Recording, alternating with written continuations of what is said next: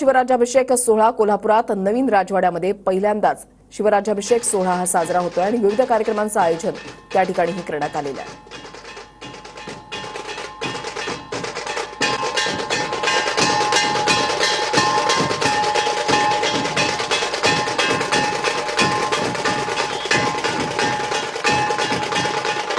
छत्रपती शिवाजी महाराज यांचा 350वा शिवराज्याभिषेक सोहळा आहे आणि कोल्हापूरच्या न्यू पॅलेसमध्ये हा सोहळा जो आहे तो शाही पद्धतीने साजरा केला जातोय। मी आता हे न्यू पॅलेस परिसरामधले आणि इथली दृश्य आपण बघू शकतो।